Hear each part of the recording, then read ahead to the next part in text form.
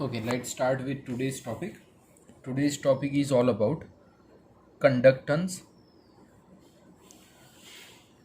conductance of electrolytic solution, of electrolytic solution.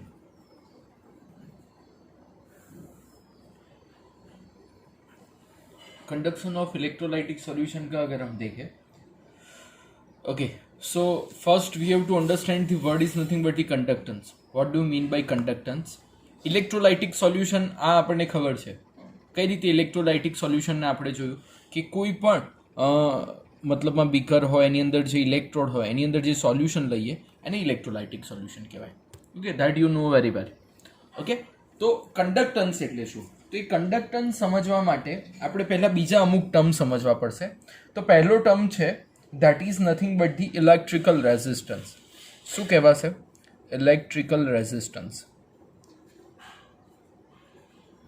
Electrical resistance. તો electrical રેઝિસ્ટન્સની અગર જો આપણે વાત કરીએ તો resistance is nothing but the R. બરાબર. તો R is nothing but the જે આર હોય એને કહેવામાં આવે રેઝિસ્ટન્સ. એનો યુનિટ છે ઓમ. શું યુનિટ છે એનો? ઓમ. બરાબર. હવે જે આ આર છે, એ R is nothing but the proportional to what? જે રેઝિસ્ટન્સ જે છે એ રેઝિસ્ટન્સ કોના પ્રપોઝનલમાં છે? એ રેઝિસ્ટન્સ પ્રપોઝનલમાં છે R is proportional to L upon A, where L એટલે L is nothing but the what? Length. અને A is nothing but the what? Area. પણ કેવો area? Cross sectional area. Cross sectional area. બરાબર. તો હવે આપણે જો આ ઇલેક્ટ્રિકલ જે રેઝિસ્ટન્સની વાત કરી રહ્યા છે તો આર ઇઝ ઇક્વલ ટુ જો પ્રપોઝનાલિટી કાઢીએ તો શું થશે? રો એલ બાય એ થશે. શું થશે? રો એલ બાય એ થશે. So R is equal to rho L by A. તો અહીંયા જે પ્રપોઝનાલિટી કાઢ્યા પછી જે રો આવ્યો એને કહેવામાં આવે છે રેઝિસ્ટિવિટી. શું કહેવામાં આવે છે? રેઝિસ્ટિવિટી. આ બધા ઇક્વેશન યાદ રાખજો. હા, આ વખતે 2020નું જે બોર્ડનું પેપર હતું, મતલબમાં આ વર્ષે જે હતું, એમાં આ કન્સેપ્ટ ઉપર 4 માર્ક્સનો ન્યુમેરિકલ પૂછાયો હતો. બરાબર. એટલે દર વર્ષે નક્કી નથી હોતું. મેં કાલે કરાવ્યા એમાંથી પૂછવાની જગ્યાએ આમાંથી પૂછાઈ ગયો. અને આગલા વર્ષે નોન સિક્વેશનવાળો હતો. મેં કાલે જ પેપરો જોયા. એટલે ખાસ ધ્યાન રાખજો કયા ન્યુમેરિકલ પૂછાય કંઈ ડિસાઇડેડ નથી હોતું. બરાબર. તો R is equal to rho L by આ બધા ઇક્વેશન ટાઈપનો પૂછાઈ ગયો. એટલે ખાસ ધ્યાન રાખજો. ચલો, હવે આપણે રૂનો યુનિટ લેવો છે તો આપણે રોને એક સાઈડ રાખીએ, આર ઇન્ટુ એ કરીએ અપોન એલ. ક્યાં જશે? નીચે જશે. હવે આરનો યુનિટ શું છે? ઓમ છે. એરિયાનો યુનિટ શું આવે? Metre square. અને લેન્થનો યુનિટ શું આવે? મીટર. મીટર કેન્સલ થાય તો રેઝિસ્ટિવિટીનો યુનિટ શું આવશે? રેઝિસ્ટિવિટીનો યુનિટ શું આવશે? Ohm into metre. શું આવશે? Ohm into metre. બરાબર. તો આપણે એવું કહી શકીએ કે 1 ohm metre is equal to 100 ohm centimetre. શું કહેવાશે? 1 ohm metre is nothing but the 100 ohm centimetre. એટલે 1 ઓમ મીટર બરાબર શું થશે? 1 ઓમ મીટર બરાબર શું થશે? 100 ઓમ સેન્ટીમીટર થશે. મીટરનું આપણે સેન્ટીમીટર કર્યું, બીજું કશું કર્યું નથી. બરાબર. એવી રીતના જો આપણે બીજો યુનિટ લેવો હોય તો લઈ શકીએ કે 1 ઓમ સેન્ટીમીટર બરાબર 0.01 ઓમ મીટર. એનો બીજો યુનિટ લઈ શકીશું. ઓકે, સો હવે આ જે છે રેઝિસ્ટન્સની અગર આપણે જો વાત કરી તો આર ઇઝ ઇક્વલ ટુ ઓમ વાળી છે. બરાબર. હવે આના ઉપરથી હવે આપણે નવો વર્ડ જે છે એ લઈશું, જે તમારી થિયરી છે. અત્યાર સુધી તો આપણે મતલબમાં જે ચર્ચા કરી એ બધી ચર્ચા શેની કરી? રેઝિસ્ટન્સની જ કરી. કારણ કે રેઝિસ્ટન્સનો ડાયરેક્ટ કનેક્શન કોની સાથે છે? કન્ડક્ટન્સ પર છે. બરાબર. તો કન્ડક્ટન્સને સ્પેસિફાઈ કરવામાં આવે છે જીથી. શેના વડે સ્પેસિફાઈ કરવામાં આવે છે? જીથી. G is nothing but the 1 upon R. જેને કહેવામાં આવે છે કન્ડક્ટન્સ શું કહેવામાં આવે છે? કન્ડક્ટન્સ. આપણે નવા પેજ પર કરીએ એટલે કન્ડક્ટન્સ વિશે વધારે ઇન્ફોર્મેશન આપણે લઈ શકશું. So let start with the conductance. તો કન્ડક્ટન્સ એટલે શું થશે?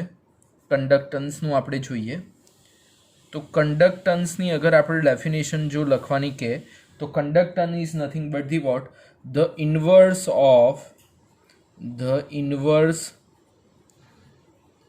Of resistance. એટલે કોનો ઇન્વર્સ થશે? રેઝિસ્ટન્સનો ઇન્વર્સ થશે, જેને કહેવામાં આવે છે કન્ડક્ટન્સ. શું કહેવામાં આવે છે? કન્ડક્ટન્સ. કન્ડક્ટન્સનો સિમ્બોલ શું છે? કન્ડક્ટન્સનો સિમ્બોલ શું છે? જી છે. બરાબર. તો જીની ફોર્મ્યુલા આપણે જો અગર કરીએ, જીની ફોર્મ્યુલા કરીએ તો શું થશે? 1/r થશે. શું થશે? 1/r થશે. 1/r એટલે r બરાબર શું છે? ઓમ છે. એટલે ઓમ ઉપર જાય તો શું થાય? ઓમ ઇન્વર્સ થાય. એટલે જીનો પહેલો યુનિટ છે એ થશે ઓમ ઇન્વર્સ. શું થશે? ઓમ ઇન્વર્સ.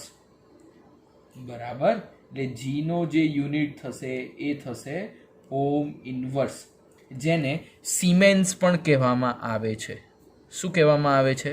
કેપિટલ એમ, જેને કહેવામાં આવે સિમેન. બરાબર. તો જીનો યુનિટ થશે, જી યુનિટ બે થશે. જીના યુનિટ કયા થશે? એક તો પહેલો થશે ઓમ ઇન્વર્સ. બધા યુનિટ ખાસ ધ્યાન રાખજો, બહુ પૂછાય છે એટલે આ બધી મગજમારી કરું છું. અને બીજો થશે કેપિટલ એફ, એસ સિમેન. બરાબર.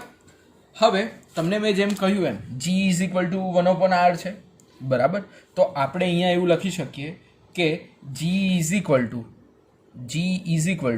1/r છે. હવે આર બરાબર તો હમણાં આજે જ આપણે જોયું. શું હતું ઇક્વેશન? રો એલ અપોન એ છે. તો એ ઉપર જશે તો શું થશે? એ અપોન રો એલ થશે. હવે એ જોડે કંઈ ના હોય તો કનેક્ટમાં 1 હોય. હવે 1 જે રો છે એના બરાબર લખવામાં આવે છે કે એ અપોન એલ, જ્યાં કે ને કહેવામાં આવે છે. હવે આ તો જી ને જી જ છે બેઠો, આ તો શું છે? જી જ છે. એટલે જી બરાબર કે એ અપોન એલ, જ્યાં કે બરાબર શું થયું? કે બરાબર થયું 1/રો અને કે ને કહેવામાં આવે છે કપ્પા. શું કહેવામાં આવે છે? કપ્પા. બરાબર. એટલે આ ખાસ યાદ રાખજો, કે ને કહેવામાં આવે છે કપ્પા. બરાબર. હવે ઘણીવાર એવું પૂછાય છે કે કપ્પાનો યુનિટ શું? બરાબર. તો આપણે કપ્પાનો યુનિટ્સ ફોર્મ કરીએ. તો કે ને એક સાઈડ રાખીએ, that is nothing but the કપ્પાને એક સાઈડ રાખીએ. જી ઇન્ટુ એલ કરીએ, અપોન એ કરીએ. હવે જીનો યુનિટ શું છે? સિમેન્સ છે. એલનો યુનિટ શું છે? મીટર છે. એનો યુનિટ શું છે? મીટર સ્ક્વેર છે. તો કપ્પાનો યુનિટ શું થશે? સિમેન. મીટર ઉપર જાય એટલે સિમેન મીટર ઇન્વર્સ થશે. સમજાય છે? That is nothing but the unit of the kappa, siemens metre inverse.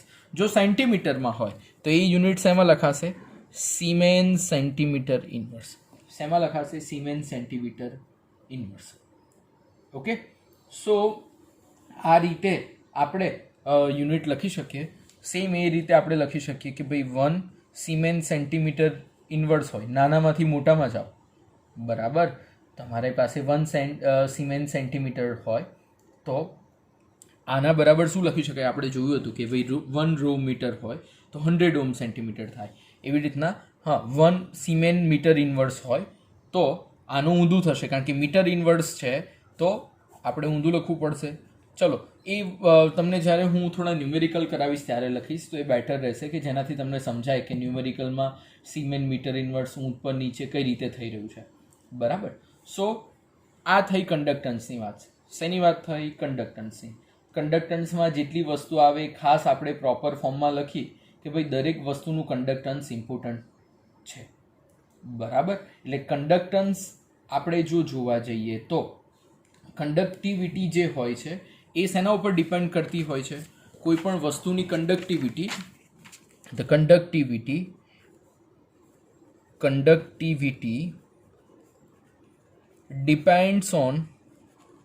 depends on what? એક તો પહેલાં મટીરિયલ. કયું મટીરિયલ છે એના ઉપર ખાસ કન્ડક્ટિવિટી ડિપેન્ડ્સ કરતી હોય. બરાબર. અને સાથે સાથે એ જ કન્ડક્ટિવિટી ડિપેન્ડ્સ કરતી હોય ટેમ્પરેચર અને પ્રેશર ઉપર. શેના ઉપર? કેટલું ટેમ્પરેચર અને કેટલું પ્રેશર આપણે ઇન્ક્રીઝ અને ડિક્રીઝ કરીએ છીએ એના ઉપર પણ એ કન્ડક્ટિવિટીનું તમે મેઝરમેન્ટ કરી શકતા હોવ છો. તો મટીરિયલની અગર જો વાત કરી તો material will be classified in three part. Material કોઈ બી હોય એ 3 પાર્ટમાં ડિવાઈડ થશે. કયા 3 પાર્ટમાં આપણે જોઈ ચૂક્યા છે? કયા 3 પાર્ટમાં? એક તો હશે કંડક્ટર, એક તો હોઈ શકે કંડક્ટર, બીજું હોઈ શકે ઇન્સ્યુલેટર અને ત્રીજું હોઈ શકે સેમિકન્ડક્ટર. આ 3 પાર્ટમાં કોઈ પણ મેટલને આપણે ડિવાઈડ કરી શકીએ. તો આમાં ખાસ કરીને જોવા જઈએ તો જે મેટલ કંડક્ટરની વાત કરીએ, બરાબર, તો કંડક્ટરમાં કોણ વધારે જનરલી હોય છે? જનરલી કંડક્ટર કોણ હોય છે? કન્ડક્ટિવિટી કોની વધારે હોય છે? તો એવું કહી શકીએ કે ભાઈ મેટલ્સ જે છે, મેટલ્સ એન્ડ ધેર ડિફરન્ટ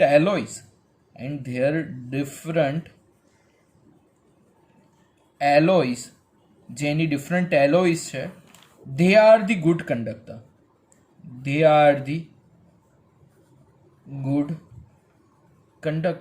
એટલે એ લોકો વધારે સારા કંડક્ટર હોવાની પોસિબિલિટી થઈ શકે છે. બરાબર. સો બીજી જો આપણે સાથે વાત કરીએ ઇન્સ્યુલેટરની તો ઇન્સ્યુલેટરમાં ખાસ કરીને આવે કાર્બન, ગ્રેફાઇટ, પ્લાસ્ટિક, આ બધા છે. સો આ બધાની જો અગર આપણે ડિસ્કશન કરીએ, so they are poor conductor. Poor કરતા છે જ નહીં, પણ ચલો આપણે લખીએ ધે આર પુઅર કંડક્ટર. એ લોકોમાં કંડક્ટિંગ પોસિબલ નથી. Okay, so they are nothing but the poor conductor. Even તમે ગ્લાસ પણ આની અંદર લઈ શકો. ઓકે, પછી હવે જે કન્ડક્ટિવિટી જે છે ખાસ કરીને આપણે સિલિકોન અને જર્મેનિયમમાં, બરાબર. હવે નેક્સ્ટ આપણે જે આવશે એ આવશે સેમિકન્ડક્ટર. શું આવશે? સેમિકન્ડક્ટર. તો સેમિકન્ડક્ટરની અગર આપણે ડિસ્કશન કરીએ તો એ લોકો કંડક્ટર છે, કારણ કે આપણે જે રીતના વાત કરી હતી એમની વચ્ચે ગેપ એકદમ નાનો છે. આ જે ગેપ છે એકદમ નાનો છે, એટલે એની અંદર આપણે ઇમ્પ્યુરિટીઝ નાખી શકીએ અથવા ટેમ્પરેચર પ્રેશર આપીને ઇલેક્ટ્રોનને અહીંયાથી અહીંયા ભૂસકો મરાવી શકીએ. આપણે વાત કરી હતી, બરાબર. તો સબસ્ટન્સ લાઈક આ સેમિકન્ડક્ટરમાં વાત કરી શકીએ કે સિલિકોન જર્મેનિયમમાં આપણે શું કરી શકીએ? ડોપિંગ કરી શકીએ. એક તો કરી શકીએ ડોપિંગ, ઓર ટેમ્પરેચર અથવા પ્રેશર જનરેટ કરીને એને ગુડ કંડક્ટર્સ બનાવી શકીએ. કેવા બનાવી શકીએ? ગુડ કંડક્ટર્સ ફોર્મ કરી શકીએ. Okay, so semiconductors are very important electronic materials, અને એમાં પણ ઘણા બધા સુપર કંડક્ટર કહેવાતા હોય છે જેની રેઝિસ્ટિવિટી 0 હોય છે. પણ હજુ એ બધું ખ્યાલ હજુ ઉપર છેલ્લો છે, એટલે એના વિશે આપણે બહુ આગળ વધતા નથી. બરાબર. તો એક ખાસ અહીંયા એક વાત એ યાદ રાખવાની છે કે ઇલેક્ટ્રિકલ કન્ડક્ટન્સ જે છે that is called as a metallic conductor. તો એ મેટાલિક ઇલેક્ટ્રોનિક કન્ડક્ટન્સ એના ઉપર ડિપેન્ડ કરે છે. That is nothing but the electric conductance. The electric conductance depends on 3 factors.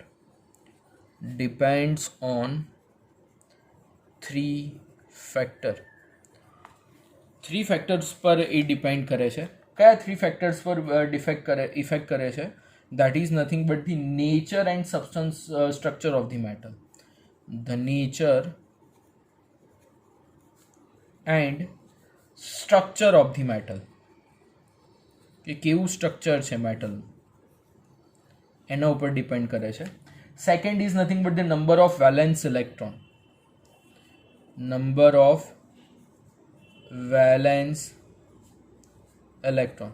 કેટલા એની અંદર વેલેન્સ ઇલેક્ટ્રોન એટલે એવું કહી શકાય આપણે કે આઉટર ઓર્બિટમાં કેટલા ઇલેક્ટ્રોન રહ્યા છે એના પર પણ ડિપેન્ડ કરશે. અને થર્ડ જે ડિપેન્ડન્સી આવશે એ આવશે ટેમ્પરેચર. ટેમ્પરેચર. એટલે કંડક્ટન્સ જે છે એ શેના ઉપર ડિપેન્ડ કરશે? A, B and C 3 factor પર ડિપેન્ડ કરશે. ઓકે, સો આનાથી કંડક્ટિવિટીનો આપણે ઓલરેડી જે કયાસ છે એ આપણે લગાવી ચૂક્યા છે, બરાબર, કઈ રીતે કંડક્ટન્સ થાય છે. અને કોઈ પણ સોલ્યુશનની કંડક્ટિવિટી આ કંડક્ટન્સની ડિપેન્ડન્સી કરી. અને બીજું આપણે જોઈએ કયું કે the conductivity of electrolyte solution. શેની વાત કરું છું? ધ કંડક્ટિવિટી, પેલું કંડક્ટન્સ હતું, હવે કંડક્ટિવિટી જે છે કોની? Of electrolyte solution, of electrolytic solution. જે કંડક્ટિવિટી છે ઇલેક્ટ્રોલાઇટિક સોલ્યુશનની, એ શેના ઉપર ડિપેન્ડ કરશે? એ ડિપેન્ડ કરશે નેચર ઓફ ઇલેક્ટ્રોલાઇટ એડેડ, એટલે ઇલેક્ટ્રોલાઇટ જે એડ કર્યું છે એના ઉપર. So that is nothing but the nature of electrolyte added, એટલે જે આપણે ઇલેક્ટ્રોલાઇટ એડ કરીએ છીએ, કેવા ટાઈપનું ઇલેક્ટ્રોલાઇટ લઈએ છીએ. પછી size of ion in the electrolyte, size of the ions in electrolyte, એટલે કેવા સાઇઝના આયન છે, સ્મોલ છે, મીડિયમ છે, મોટા છે. ઓકે, પછી કયો સોલ્વન્ટ યુઝ કર્યો છે? So nature of solvent and viscosity, and viscosity. Fourth is concentration of electrolyte. Fourth is concentration of electrolyte. કેટલું કોન્સન્ટ્રેટ લીધું છે? જેમ કે આપણે એસિડ લીધું હોય તો કેટલી કોન્સન્ટ્રેશન વાળું એસિડ લીધું છે એના પર વધારે ડિપેન્ડન્સ રહેશે, બિકોઝ કોન્સન્ટ્રેશન કેવું છે એના પરથી જ કોઈ પણ સોલ્યુશનનું કંડક્ટિવિટી ખબર પડી શકશે. Okay, and last is nothing but the temperature. Temperature increase થાય એટલે કંડક્ટિવિટી ઓટોમેટિકલી ઇન્ક્રીઝ થશે. Okay, so these are the 5 factors which are dependent on the conductivity, કે કઈ રીતે આપણે કંડક્ટિવિટીને ફાઇન્ડ કરી શકીશું. Okay, so this is nothing but the conductivity અને કંડક્ટન્સના ફેક્ટર. એટલે આપણે એક તો પહેલાં આ જોયું કે કંડક્ટિવિટીને કયા ફેક્ટર ઇફેક્ટ કરે છે, and second is the conductance, કોને કોને કંડક્ટન્સને ડિફેક્ટ કરે છે, બરાબર. સાથે સાથે કંડક્ટન્સના જે ફોર્મ્યુલા જોયા એ ખાસ તમારે ધ્યાન રાખવાના, બરાબર. હવે આપણે જે નેક્સ્ટ ટોપિક હવે કરવા જઈ રહ્યા છે, that is nothing but the measurement of the conductivity of ionic solution. શું કરવા જઈ રહ્યા છે? મેઝરમેન્ટ ઓફ, મેઝરમેન્ટ, આ પણ મસ્ત ટોપિક છે. મેઝરમેન્ટ of the conductivity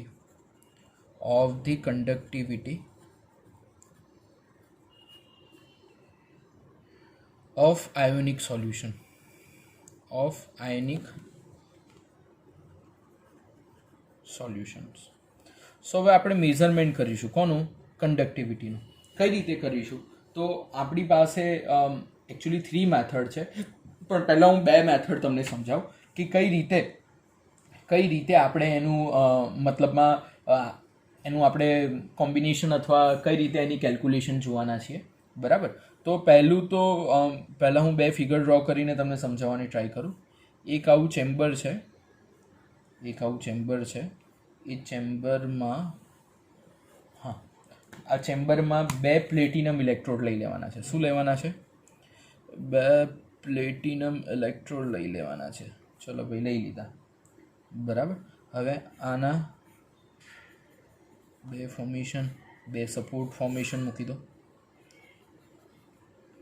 અને અહીંયા આ જે છે that is nothing but the, આ બંનેને જોઈન્ટ કરતા શું છે? આ કનેક્ટિંગ વાયર, બરાબર. હું બધું લખી દઉં છું એટલે તમને સમજાય. આ જે છે પ્લેટિનમ છે PT, આ જે છે એ છે PT, અને these are the electrodes, that is one is the anode and second is the cathode, બરાબર. અને આ શું છે? કનેક્ટિંગ વાયર છે.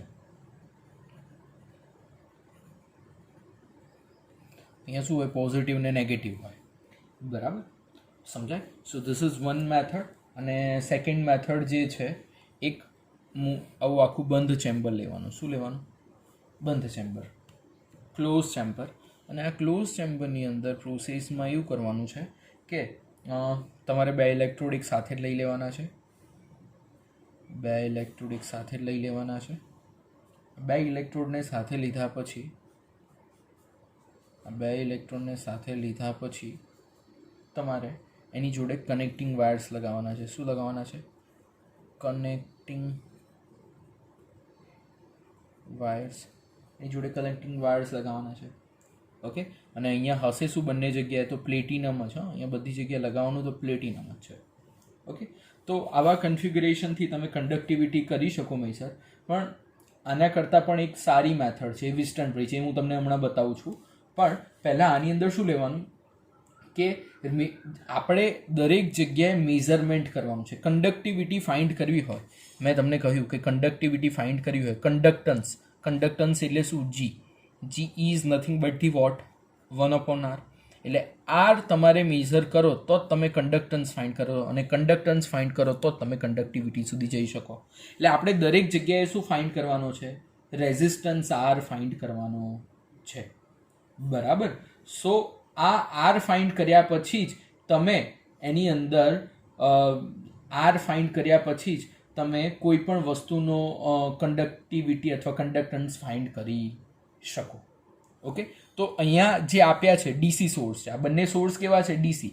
અહીંયા પણ પોઝિટિવ અને નેગેટિવ હશે. બરાબર. એટલે આ પોઝિટિવ અને નેગેટિવ છે એ કેવા છે? ડીસી સોર્સ છે. બરાબર. તો આનો પહેલાં શું કરશું? First we will pass direct current. પહેલા આપણે શું પાસ કરીશું? Direct current. અને ડાયરેક્ટ કરંટ પાસ આની અંદર આ બંને ચેમ્બરની અંદર ડાયરેક્ટ કરંટ એટલે એનોડથી કેથોડ કરંટ ફ્લો થવો જોઈએ.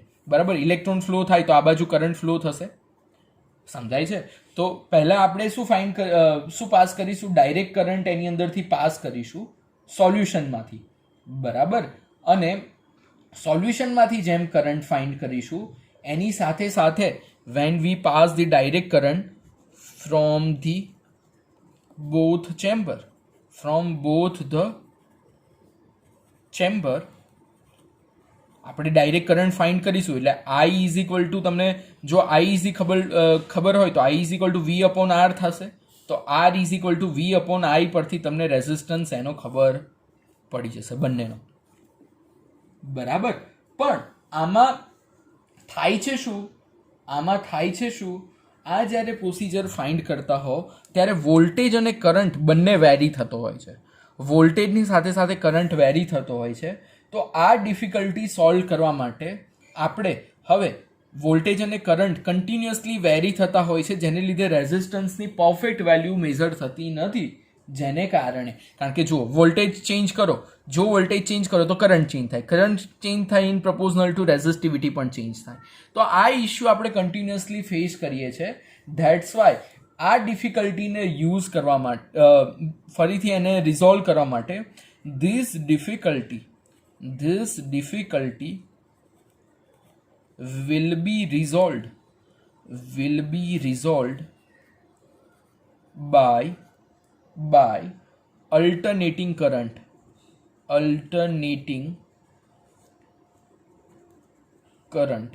that is nothing but the AC source. હવે આ જે ડિફિકલ્ટી છે એને આપણે શેનાથી રિમૂવ કરવાના છે? એસી કરંટથી. એસી કરંટથી કઈ રીતે રિમૂવ કરીશું? જો હું તમને બનાવું, જેના માટે હવે આપણે લઈશું that is nothing but the for finding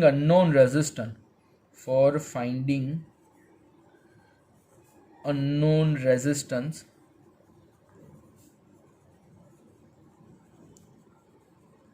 વિસ્ટન bridge.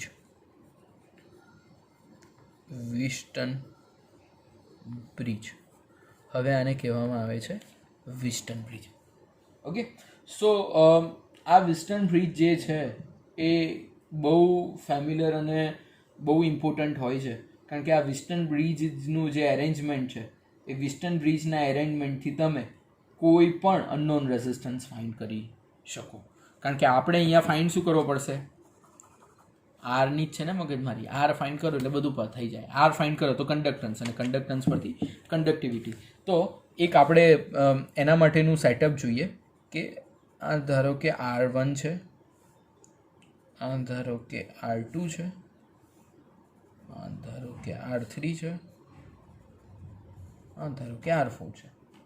હવે આને હું સપ્લાય આપી દઉં છું એસી સપ્લાય. હા, હવે એસી સપ્લાય છે, બરાબર. તો અહીંયા આ જે છે એ છે R2, આ જે છે એ છે R1, આ જે છે R3 અને આ જે છે R4, બરાબર. અને અહીંયા વચ્ચે ગેલ્વેનોમીટર બી મૂકી શકો. તમારી બુકમાં P આપ્યું છે જેને કીધું છે ડિટેક્ટર.